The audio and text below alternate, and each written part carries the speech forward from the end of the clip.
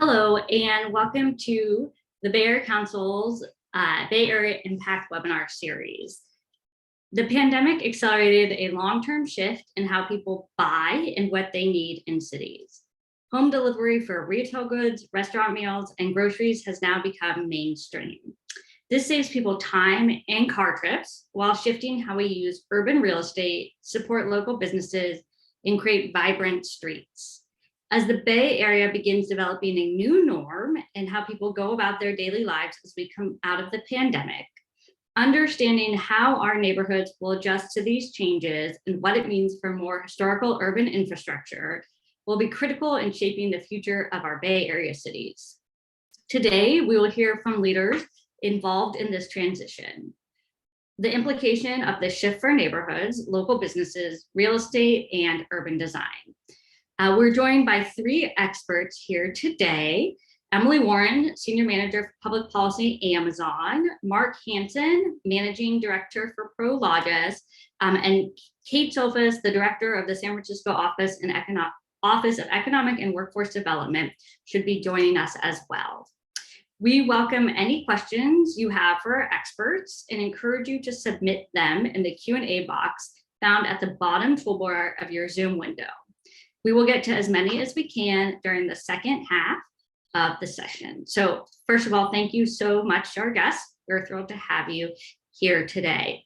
To get the conversation started, I'll just start with you, Emily. What do you see as the future of vibrant street level commercial corridors? Hey, Gwen, and hi, everyone. So good to be here. Thanks for having me. So I think that when you think about street level vitality, right, it's obviously been a really strange couple of years. And of course, we know that it's been a very hard time for street level retail businesses, especially during shelter in place when businesses were closed. But then, of course, we saw many people embracing the opportunity to patronize local businesses near their homes as they were stuck in their home neighborhoods and not commuting to work as normal. So I actually am optimistic. I think the future is bright for vibrant mixed-use neighborhoods. And I think that's because people love to live in communities that feel lively, where they have the opportunity to easily access goods and services within walking distances of where they live and work. But of course, we've also seen that people have learned new habits during these last couple of years. And that trend had been building for a long time as people had discovered e-commerce and food delivery, but it of course accelerated when that became a lifeline for folks during the pandemic. So moving forward, I imagine that consumers are really going to continue to embrace a dynamic mix of online and offline commerce, getting things when they need them, where they need them, whether that's at home because they have a busy day and they need to get things delivered, or at the wonderful shops that they encounter as they're walking around their neighborhoods through unique local businesses. I don't think it's one or the other. It's all about finding ways to deliver value to customers in the way that works the best for them in those different moments in their daily lives. Thanks so much. And Mark, same question for you from the Prologis standpoint. How are you helping? I mean, I know you are supplying everyone with the goods and services they're seeking, so continue to deliver those valuable services. And what do you see as the future of neighborhood and commercial corridors? So, you know, glad you said that in the lead-in in terms of what we're doing, and that is we focus really on our global gateway and urban environments, both getting our buildings closer to the customers.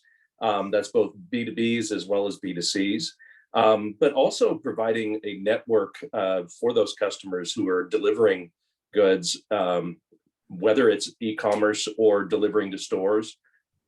Viable buildings that are resilient, that are modern, that provide all of the different types of amenities that are important for the continued movement of the goods. We've seen a lot of obviously a strong increase in the e-commerce market demand, and our buildings typically are well suited for them. But we're also recognizing that there's different types of buildings that some e-commerce particularly the last touch or last mile type of environment are requiring.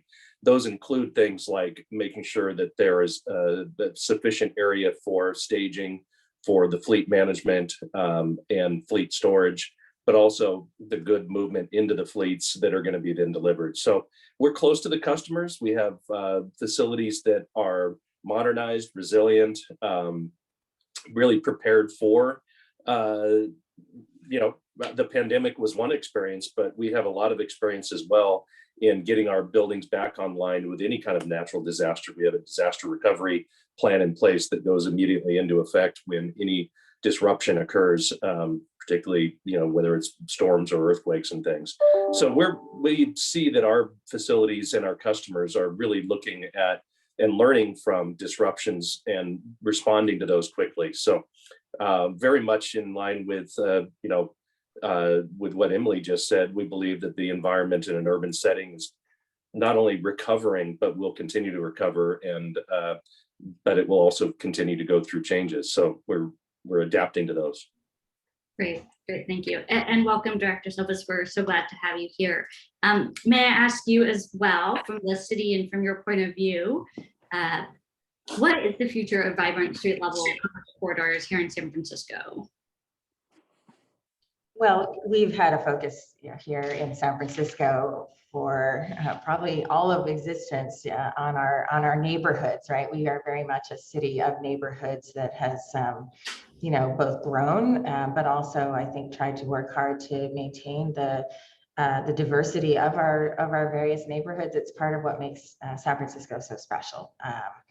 And coming at the role that I am now in at the Office of Economic and Workforce Development, before I came into it, I had worked in small scale manufacturing right here in San Francisco. So I think as we look at the diversity of our neighborhoods and our commercial corridors and where we live and work, one of the things that's so I think exciting about where we have ended up as a city and as an economy with respect to whether it's a manufacturer or distribution company and the kinds of spaces that they operate in, that we are at a place now where we can really think about true combinations of street life that include industrial and distribution and making and living and other kinds of retail and commercial space. I think it's really important, that said, that as we, we're only 49 square miles. We're a small city in terms of our space, but we're actually just below New York in terms of density per square foot, right? So I think on the one hand, there's a lot of appetite to find the right balance here between all of our competing uses for space, whether it be housing or manufacturing or distribution or retail. And I think that will be important as we look to stuff into our city, more last mile distribution as a specific example, how we do that in a way that at the street level is not just responsive to what's going on around us, but innovative in how we might be able to physically and spatially combine those kinds of uses in our neighborhoods. And I think we have seen examples from other cities, Prologis, for example, who I've been sort of watching for many years now. I think we have seen examples of multi-level distribution facilities that have different uses down at the street level than what we might see going on higher up. I think we're very excited to see what's in front of us with Amazon's new project here, which is right next door to a multi-story small-scale manufacturing building that my previous nonprofit SF Made built and owns. So I actually think I want San Francisco to be the model city for how to do this right and how to do it in a way that doesn't just displace the other kinds of uses that we need to have in our community, but actually welcomes and is a creative solution provider. Obviously, we are also care deeply about jobs and workforce and using the opportunity that I think some of our last mile distribution facilities could bring if we do it the right way, and I'm confident we will, to really provide important well-paying career opportunities for our communities, particularly our communities of color. And so that's also certainly a real focus of ours when we look at how we build whole communities. Thank you. Mark, I will turn it over to you for the second question. How can cities integrate this new system of goods movement into the urban infrastructure of streets and buildings? And specifically, I know Prologis has had a large role in job generation. So if you can speak to that as well, that'd be great. Sure. I'll start with the job creation. I think that's a good one because a lot of our customers, I would actually say to every one of our customers, considers as one of the most important elements in their site selection the availability of a ready workforce. And we have recognized this over time. We really took a proactive approach here and looking at how can we actually help our customers, help the communities, be good servants to the communities where we work. And so we started a community workforce initiative several years back, and that is a program that is training people in the logistics field, and it's introducing different types of jobs to people in the logistics field. I think for a long time, there was a misnomer of warehouse distribution type work as being limiting, that doesn't have a lot of opportunity for different job creation. It's really robust. Just since the pandemic, we've seen nearly a 40% increase in the both the distribution, logistics, transportation jobs. And that's not slowing down. So we've seen a significant increase in those types of jobs. They provide a living wage, they provide good service and good opportunities. So our program in general is across the country. We've expanded it actually into Europe as well. And it basically trains we've started with in the high schools of introducing opportunities, getting some training. Our goal is to have 25,000 people trained by 2025. And we have a program that we're working on here in San Francisco, as well as Tracy, and then across the country. So the Bay Area is represented, as well as Oakland. So we do have these commitments, and we're seeing real progress being made of people who are recognizing the opportunities and recognizing the different types of jobs that are there. So that's a really important one for not only our customers, but for the communities that they're working in. From the context of your other question about the logistics and the facilities, it adds to the vitality of a community in multiple ways. Not only with the job creation and then the multiplier effect of those jobs and the construction jobs and so forth, but also we've also recognized that there are studies that demonstrate that a efficient delivery of goods actually reduces VMT, vehicle miles traveled, as opposed to the products coming in from far afield. They actually come in and are providing the reduced mileage and improved air quality and improved customer experience from the receiver side of the goods. So we're the last mile, the last touch, as we call it, environment is very much a part of communities across the globe, and it's continuing to expand. So we're very much a part of that, and getting as I said earlier, getting those types of facilities closer to the customers that they're serving, so that there's benefits that then reel off into the community itself. Thanks so much. And Emily, the same kind of question for you. How do you think cities should be or can be integrating the new system of goods movement into their built environment? I loved what Kate had to say, because she was talking about really developing innovative urban scale distribution facilities, where you're thinking creatively about what it means to incorporate this use into a neighborhood that has so much else going on. People living in multifamily housing nearby, retail uses, employers. And that is what we love about San Francisco, right? Is the fact that all those things coexist side by side. And as people are ordering things more frequently through e-commerce or food delivery, where you need to have that distribution infrastructure in place conveniently nearby as well, we need to come up with innovative design approaches that allow that to be integrated harmoniously in neighborhoods. So I think that is something that we need to approach both from a design perspective as well as from a community engagement perspective. sitting down with neighbors. You mentioned the project that we're working on, 907th Street, Kate, in San Francisco right now. And we recently had a large community meeting related to that, just to hear from neighbors, folks who, already are living and working in this community, about what's important to them to see in that location. And that conversation builds on a history of planning discussions that have happened over time, where the community has weighed in and indicated, where they think it's a good idea to put something like a distribution site.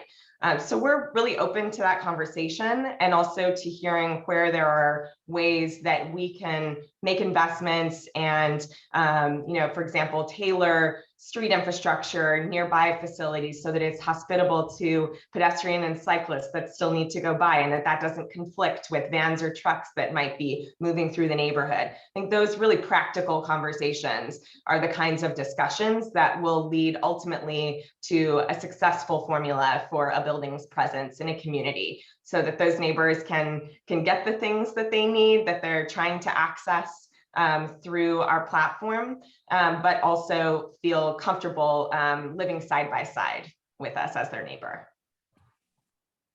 Thank you.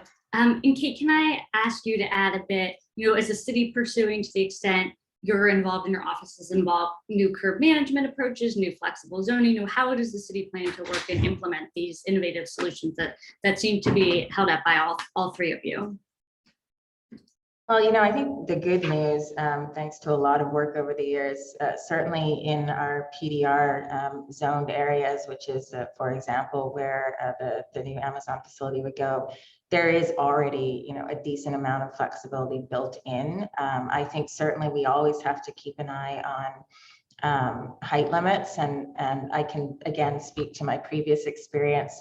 The one development I ever did, which was SF Made's 4-story building, we would have put a 5th story on it if we could have, but we hit the height limit for that area. So I do think that things like height limits, again, going back to my opening statement, that we are the most dense city in terms of population per square inch, right under New York. So, but we don't have a great track record of going up.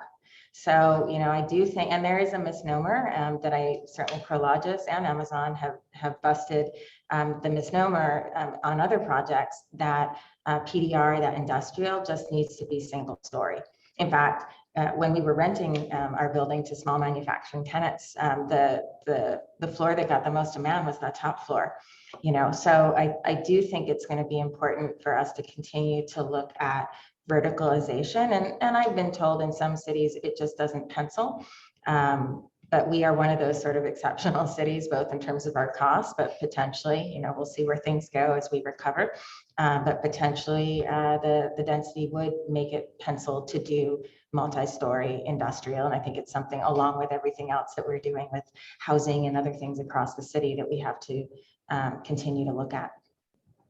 I wish you would have been at my Thanksgiving table. My mom and I were having this conversation, but I didn't have the economics specifically to back up my argument on the commercial penciling out. So expect a follow-up email with my boss to see. No, just kidding. I wouldn't do that. So I think for our third question here, something that is on everybody's mind, in addition to COVID, of course, is climate change. With the intense fires we've had here in the Bay Area and the drought we're currently experiencing, unfortunately. So how can we make sure the systems that we're implementing are environmentally sustainable and integrate into our mixed use neighborhoods? Let's see, Kate, I'll start with you since I haven't started with you yet. Oh, well, I'll defer to my colleagues on construction methods and green buildings, and I guess I'd love to hear on any thoughts on green transportation itself, right? Because I think I live in the city as well, and my younger daughter has come to call the Amazon little delivery vans present trucks. I love that. Which is kind of cute, but they're everywhere, right? And I think also as city residents, we experience autonomous vehicles doing practice runs up and down the street. So I will defer to my esteemed colleagues here, but I think we all have a lot of questions about, like, what is the movement towards clean and green with respect to the vehicles themselves? Are we going to start seeing drones, flying over our homes, dropping packages down? So I will defer to that. I will, though, take this one opportunity to pull something in that we can talk more about later, but with respect to having last mile delivery, reducing vehicle miles and potentially other environmentally degrading results you get from big, huge delivery trucks driving into the city from elsewhere. I do think that we also have to continue to look at how we use our last mile delivery to support local businesses, because it is comparatively, certainly to driving big, huge trucks in from Tracy, a better deal to forward place inventory in smaller facilities and drive fewer vehicle miles. But what's even more environmentally sustainable is when the product is being made here and delivered here, if it's going to be delivered at all. So we have not cracked the nut yet. And I am certainly, speaking for the community at large, that there is still, I think, a very real perception that the more we enable easy distribution of products that are being brought in from other parts of the country and the world, we are also degrading the ability of local businesses to compete. So I do think that one of the important remedies to both economic fairness here in the city, as well as making it even greener, is to be even more forward thinking in how we can use our physical last mile facilities to privilege some of our local companies, our local manufacturers, and our local retailers. I don't have all the answers yet for how we do that, but I know we've got some folks on this call that are going to be partners in helping us figure this out. Thank you. Emily, Kate, what did your daughter call them? Present trucks. Emily, how do you power those present trucks? Yes, that's a great question. And we do actually have what we call treasure trucks, Kate. So she's not far off. People do love to see those coming through their neighborhoods. But what does power them, right? And how can we actually make a clean energy transition in the powertrains of those goods movement vehicles from the last mile to the middle mile to the global mile throughout that supply chain to make sure that we're actually going to be moving towards the climate change mitigation objectives that we have as a society. And that's very important to Amazon. It's actually one of the reasons I chose to join Amazon because of the climate pledge that we've taken starting a couple years ago. That goal across our whole business is to get to net zero carbon emissions 10 years ahead of the Paris Agreement. That's 2040. And one of the first steps that we're taking toward that in the realm of transportation is focused on the last mile, electrifying the delivery vans that you do see bringing those presents to your doorstep throughout local neighborhoods. We know that for last mile transportation, the technology is actually getting really far along at this point with electric vehicle development for battery electric uses. And so we've partnered with a company called Rivian to co-design an electric delivery van. And we've placed the largest ever order of electric delivery vans ever with that company. The first 10,000 of those will be on the roads making deliveries by the end of 2022. Some of them have already been out there this year doing test deliveries in the Bay Area and all over the country to learn how to make that work. And we're starting to bring online charging infrastructure investments at our sites to enable that as well, taking ownership of what's needed to make sure that we'll be able to power that clean energy transition.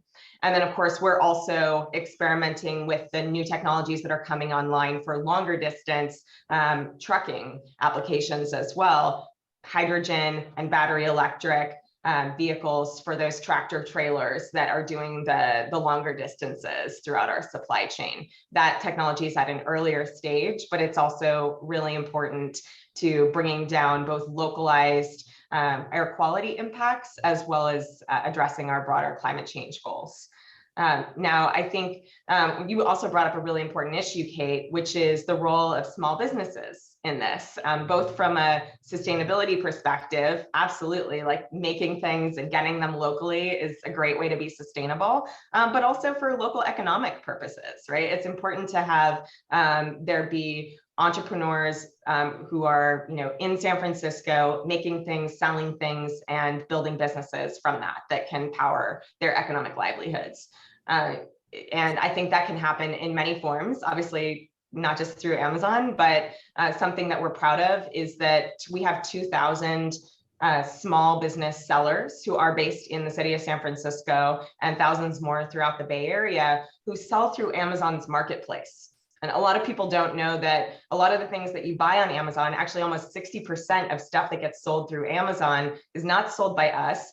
It's sold through our platform by a third-party small business seller.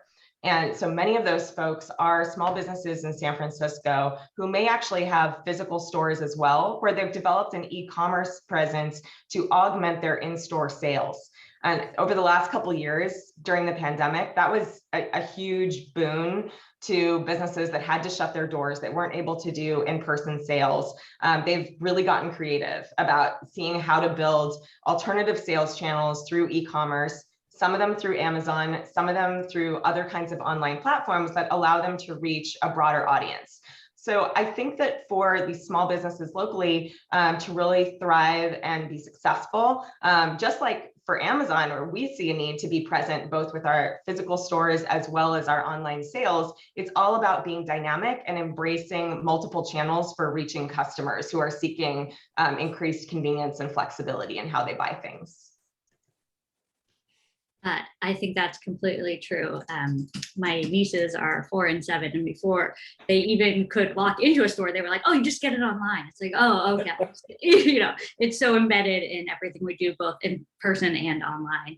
Mark, what about Prologis? I know you are also a leader in integrating sustainability into your logistics and supply chains. Absolutely. That's something we've been focused on for years, and it really began in the most simplest form it took was changing light bulbs. That's old hat, that's been done. But you'd be surprised at how few people were actually changing, metal halide lights to more energy efficient lights, or going into a warehouse and having buildings that had motion sensors. But we're way beyond that now. We're the largest owner of Rooftop Solar.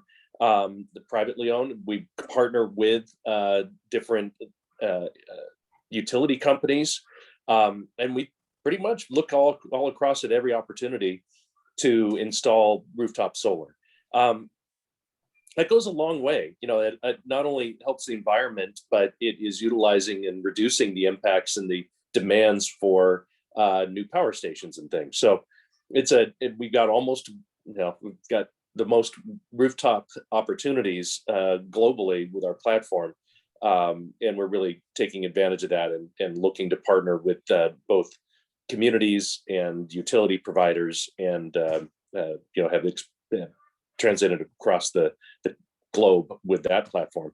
But it goes beyond that. We also look at things like CLT, the actual renewable sources of timber, and how we might be looking at a building, utilizing a renewable resource. We install cisterns and water catchments to be reused in landscapes and things. So all across the board, our buildings are being looked at in ways that we can actually reduce the impact and improve not only their performance for our customers, but really taking the advantage of, not only LEED certified, but taking it to further types of opportunities in that. We also have, really when we look at our buildings and things, we also have focused in on wellness within the buildings, as well as our industrial parks, looking at the opportunity to provide things like a park amenities that are utilized by the employees, so that they can have both food and resources there, but also walking spaces and kind of a park life environment that I think is a commitment that actually is being more and more important to our customers in retaining employees and having employment well-being at the forefront. So we're very much involved in that. I think there's a lot of opportunities in the future that we'll continue to explore. And one of the biggest areas, though, is as this traditional movement of goods through fossil fuel powered vehicles changes, really one of the biggest efforts that needs to be made privately and publicly, is the increased distribution of higher power.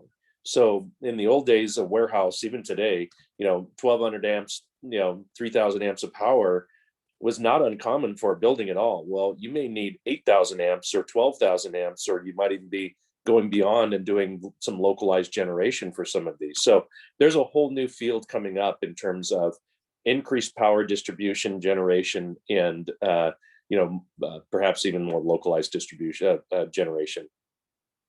Thank you. I see that we have some Q&A, so I'm gonna go ahead and answer and ask some of the audience questions here.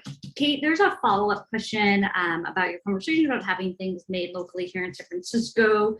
To what extent do you think local sourcing and manufacturing helps protect us from the kind of global supply chain problems we're experiencing now? Noting that there are lots of complications to our global supply chain. So I don't expect you to be an expert in all of these things, of course. Well, the question has been asked of me before, quite recently, actually, even here at the city. So I think it's a very important thing to be thinking about. And the silver lining always of crisis, whether it's an economic crisis or a supply chain crisis or both of them, in this case, is that it creates more willingness to revisit questions that as a country and as a city that we maybe had just sort of assumed like, well, that's kind of the way it is. When we started SF Made 12 years ago, and I grew up in another industrial city, Buffalo, New York. I had friends from my childhood who were literally laughing at me at the thought of like, why would San Francisco even think it had any place in having manufacturing of any kind, right?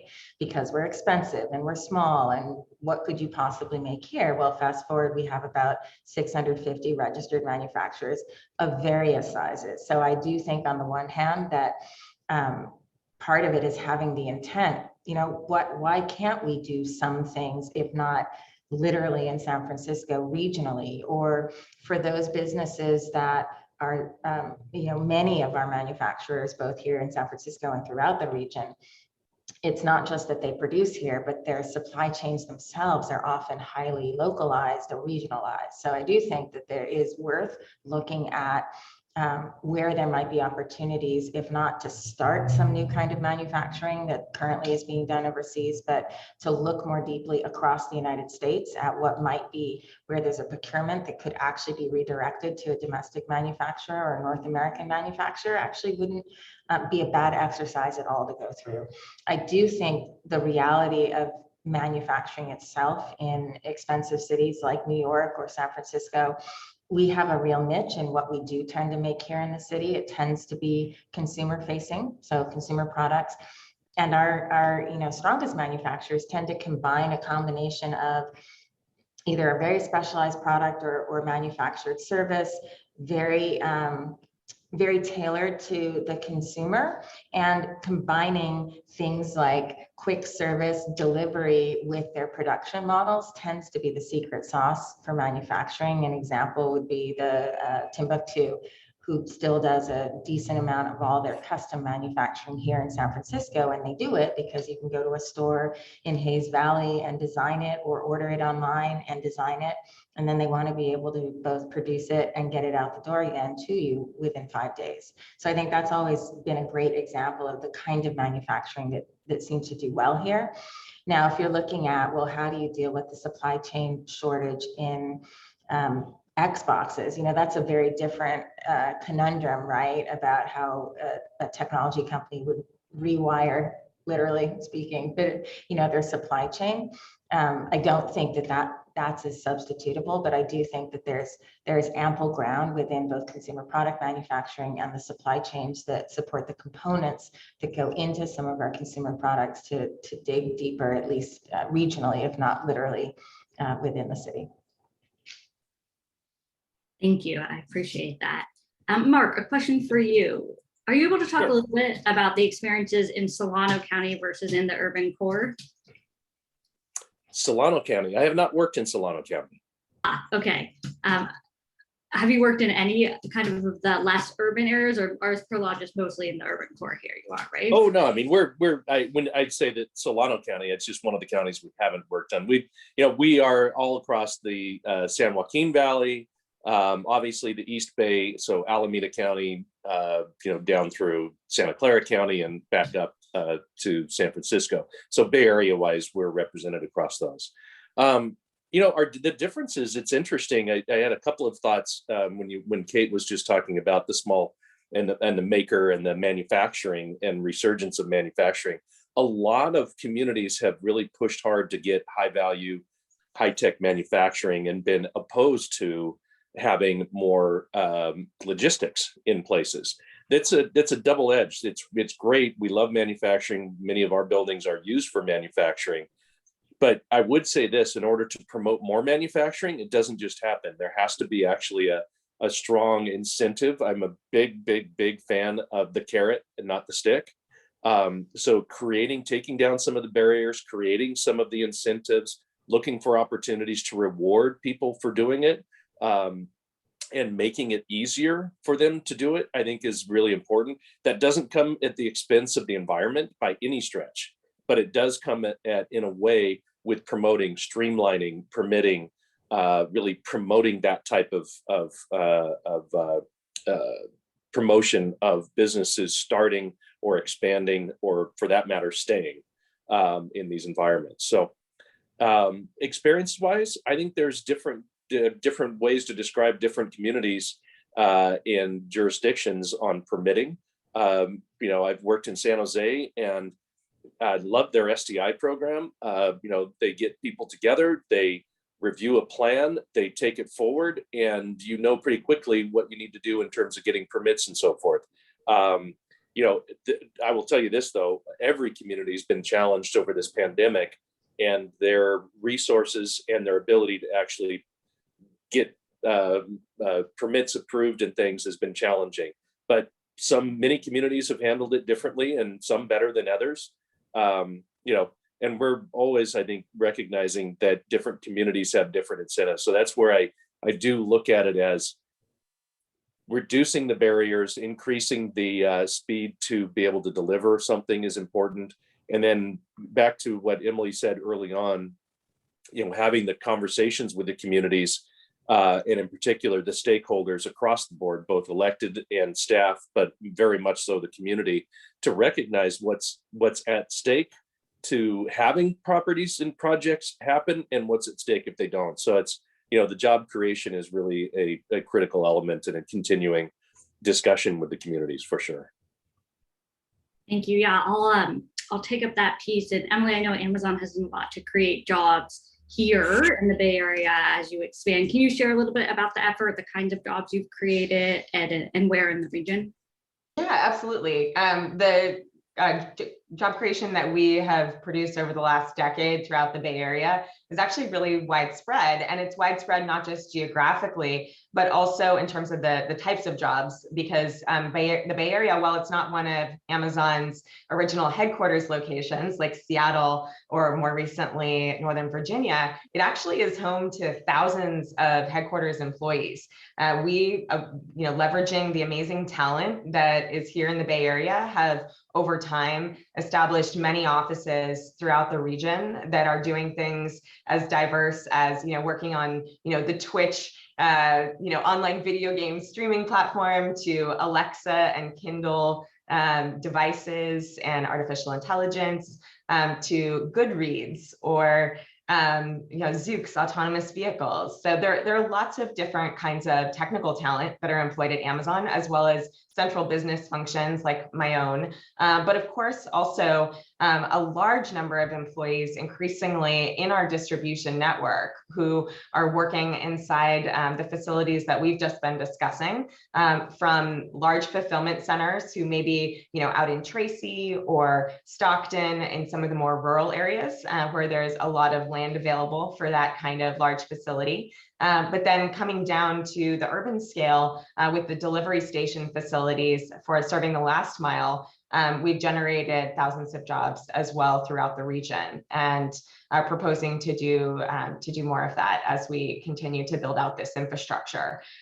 What's interesting is that across that full spectrum of jobs, we actually offer the same package of employee benefits. So somebody who's a frontline worker as an associate inside a delivery station helping to sort packages receives the same medical, dental, and vision and 401k with company match, 20 weeks of parental leave that I would get when I start on my first day, like I did earlier this year. So I think that demonstrating that kind of commitment to equity and supporting employees across full range of skill levels and levels of experience and job functions is very important as a value for us as a company.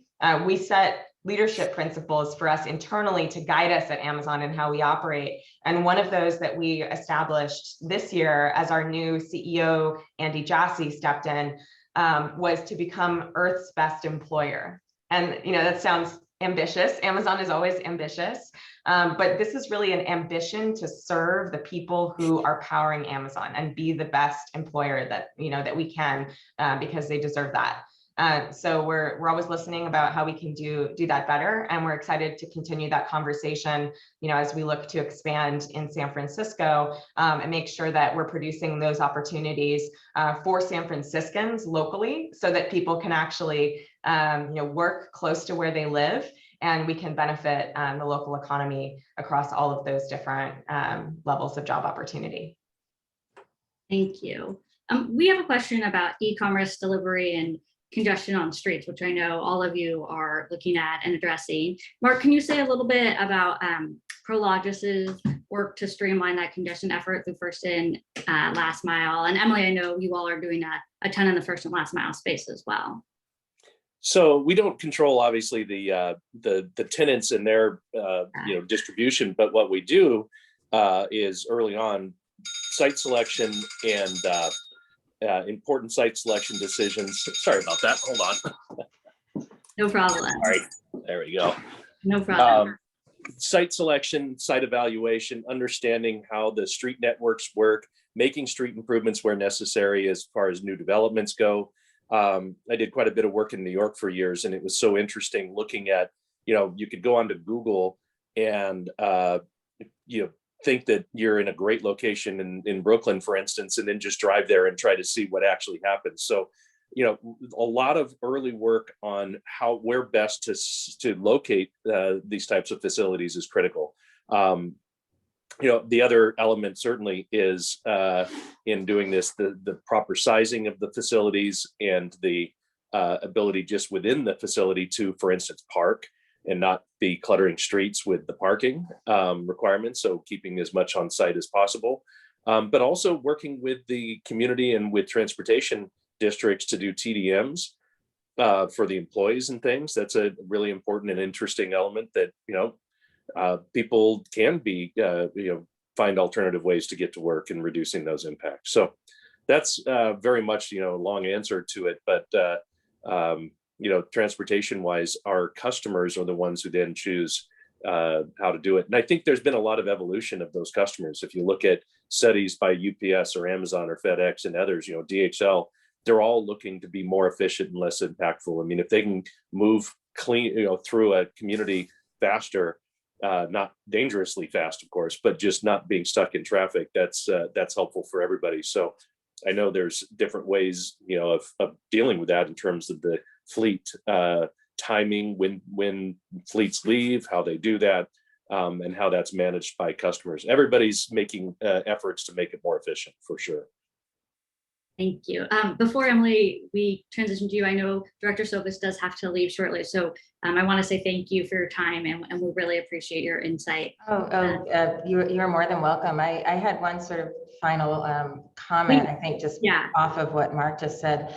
One of the things that many of our communities struggle with is the fact that at least our historically zoned industrial areas are not well transit connected. In fact, old school planning wanted them nowhere near residential. So, I think a lot of us communities are faced with now trying to knit back our industrial spaces and buildings into the rest of what we do, and that includes public transit.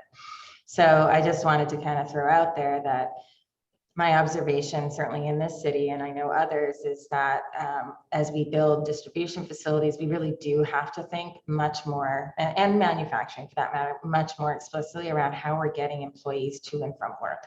And recognize that on the one hand, there are some very real constraints that we may not have the transit service yet. And certainly coming out of the pandemic, probably definitely don't have the transit service yet that we aspire to get back to. But that we also, I think, need to continue to be creative with our larger buildings and employers around not just assuming that people will figure out how to get to work, particularly when they're early shifts, late shifts, people trying to arrive and get home in the dark. And we here in San Francisco are thinking a lot about it. We don't have the answer yet, but I do know when it's not thought about, we end up with distribution facilities with employees having no choice for safety reasons or just practicality to drive.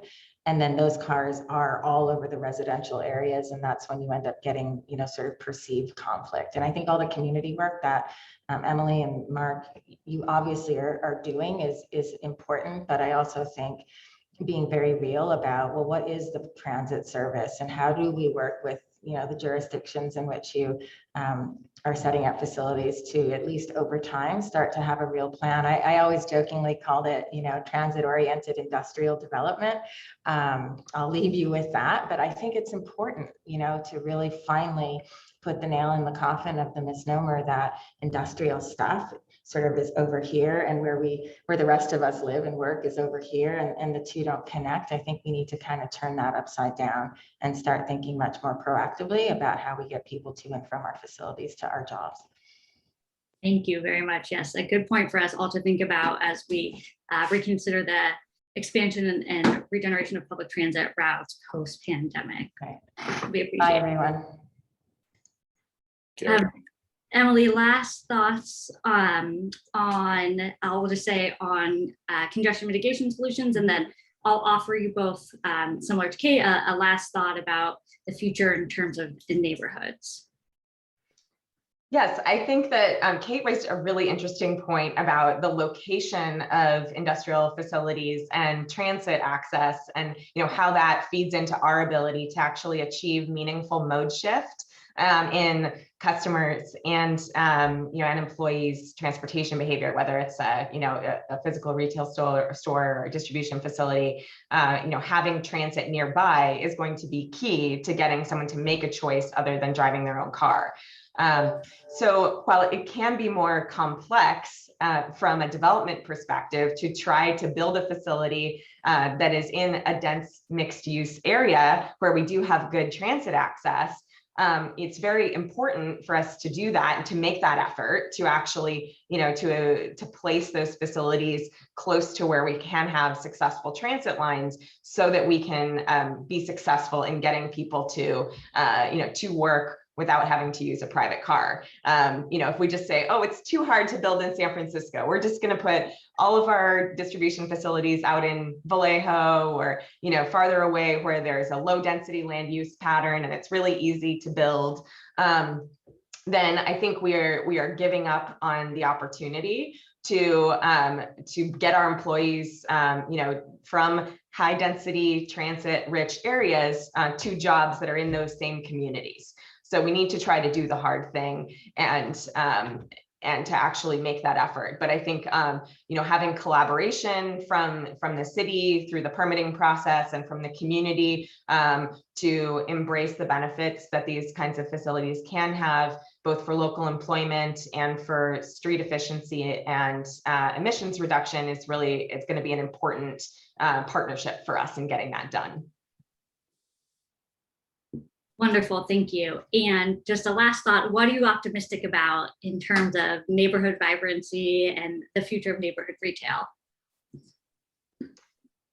I can start. I mean, I'm excited that we are starting to see an enlivening of retail corridors in neighborhoods that were, maybe sleepier and more residential before. That was one silver lining of what was a really difficult couple of years for so many retail businesses. While things were maybe, really slow in downtown areas, we saw them lighting up in the places where people were stuck at home. And while of course it is so important to find ways to bring our downtowns back, and to get folks and energy and commerce back into our central business districts, it may not need to be as black and white as it was in the past of all the commercial activity happens here downtown and then people go home and sleep at their homes. We can create opportunities for successful small local businesses that are in neighborhoods where people may be working from home a few days a week. And I think that's going to open up some really interesting opportunities for commerce in cities moving forward. I couldn't agree more. I'm also excited for that. Mark, your last thoughts here? Yeah, well, on that particular topic, I think it's interesting to look at and look ahead and say, how are we going to rethink retail? What is the opportunity to change? And there's a lot of discussion going on around omni-channel discussions where you get to walk in and pick something up and see it out the front, but if you wanted to just order it, you ship it out the back. So there's different avenues there, but also just we built a lot of retail across the country. I mean, an enormous amount. And whether or not, it's comfortable to say for some people who are in the retail business, it's maybe not all necessary. So, but it is necessary to maintain bricks and mortar retail frontage, no doubt. And it does contribute to a resilient and a vibrant neighborhood environment. But that doesn't mean that the zoning should just be restrictive to retail only. Why not look at mixed use uses there? Why not look at some opportunity to create community space in these environments? Why not look at housing on a multiple different ways of looking at the housing and the densities of the housing and actually create vibrancy by not having, islands of, just pavement and buildings. So, I mean, it's easy to see that in an urban environment, but, our communities are quite different across the Bay Area and the state and all across the country. There's opportunities to rethink and re-envision that type of environment to where even micro distribution, kind of environments where small retailers actually do distribute to different communities in a way that's different than currently happening. I think that's happening across the country. Bicycles, foot, people delivering things, by just walking. I remember in New York 45 years ago, seeing vans dropping packages out the back with people picking them up and running and taking them to different users. Well, that was just trying to keep up. We're evolving all the time. So I think the real estate and solutions and the differences in the way people are working are going to continue to change. So let's not look backwards and say that's the way we always did it, so we always have to do it that way. And really creating the flexibility is going to be critical to be able to actually deliver this vibrancy. Yeah, I agree. I think we'll have to see more flexible zoning moving forward. Totally. Otherwise, we won't be able to rebound from this. Well, Emily, Mark, thank you so much for your time. Thank you for all that both of your companies are doing to create these vibrant neighborhoods.